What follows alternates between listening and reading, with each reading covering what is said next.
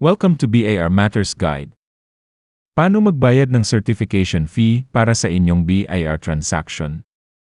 Sa pagbabayad ng certification fee sa BIR, may dalawa itong bahagi. Una, mag-file ka ng BIR Form 0605 at ang pangalawa ay dalhin mo ang Form 0605 sa authorized agent bank para bayaran over the counter. Or pwede mo ito bayaran online through e-payment channel.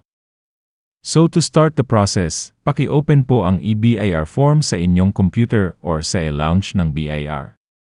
Then pakilagay ang correct TIN, RDO code, line of business if any, complete name, address, zip code, contact number, and active email address. Then paki-click po ang drop-down dito sa list of BIR forms. Then hanapin ang form na 0605, then click fill up. Then lalabas itong box to confirm ang TIN at active email address mo, then click submit, then mailalabas na successful ang verification, then click OK. Then click again ang fill up button sa list of BIR forms. Tapos makakapasok ka na dito sa BIR form 0605. Now dito sa form 0605. Dito sa number 1 i-click lang sa calendar year.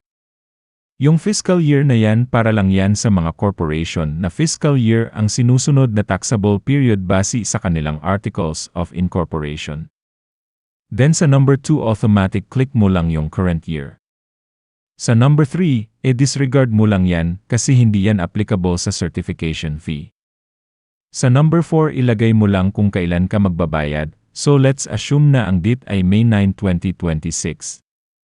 Sa number 5, i-view mo yan, hayaan lang na 0 or use mo lagyan ng number 3 kasi kung mag-over-the-counter ka sa pagbayad, 3 copies ang e-print mo na form 0605.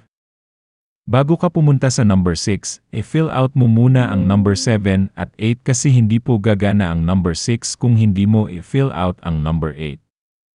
So, sa number 7, assume lang natin na ngayon May 9, 2026 ang return period kasi ngayon ka kukuha ng tax clearance sa BIR. Sa number 8, hanapin mo ang miscellaneous tax or MC kasi walang certification fee na option, so only miscellaneous tax lang ang applicable. Then click OK. Then, balikan mo na ang number 6, then hanapin mo ang MC 200 or other miscellaneous tax, then click OK.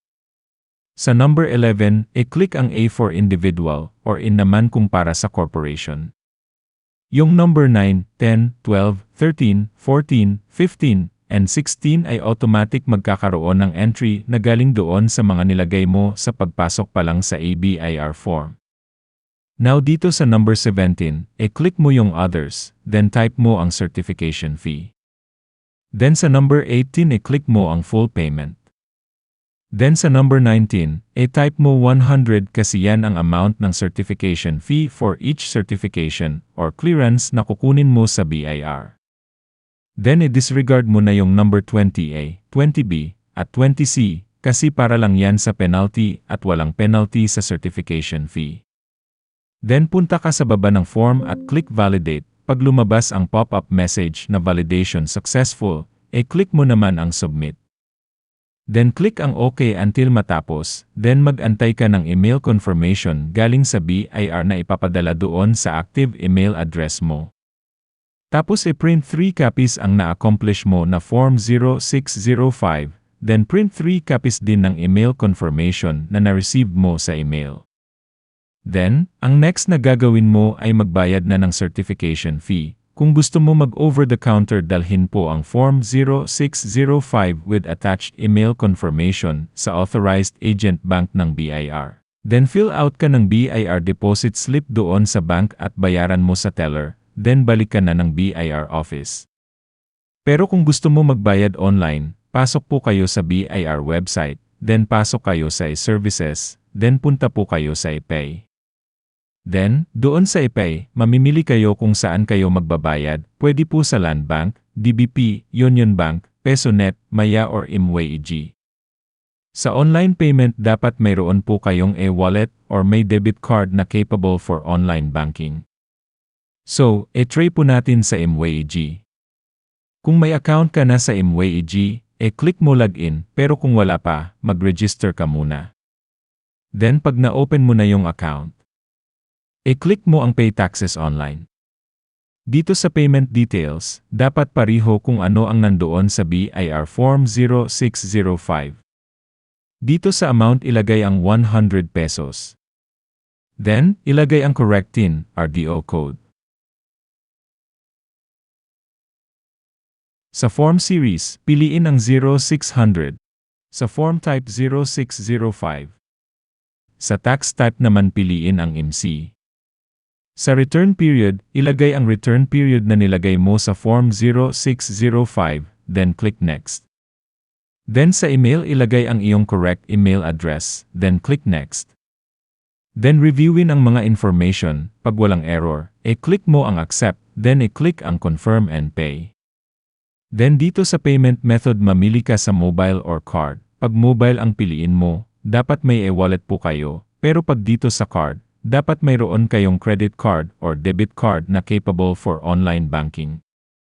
Assuming debit card ang gagamitin natin, so pakilagay first name and last name ng owner ng card.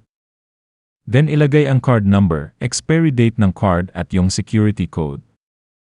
Then i-click ang dalawang box na I understand. So itong online payment platform may convenience fee po ito na 25 pesos. At kung okay sa'yo magbayad ng convenience fee, i-click ang Proceed.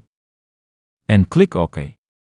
Tapos mapupunta ka na dito sa OTP screen. Pag ma-receive mo na sa cellphone mo ang OTP, paki-input siya dito, then click OK. Pag successful ang payment, i-open mo ang email mo, then pa-print ang payment confirmation na na-receive mo sa email, then i-attach ito sa BIR Form 0605 mo. Then ito na ang ibibigay mo sa BIR as proof of payment ng certification fee. So, that's it for this video. Don't forget to like and share this video, and subscribe to this channel. Thank you.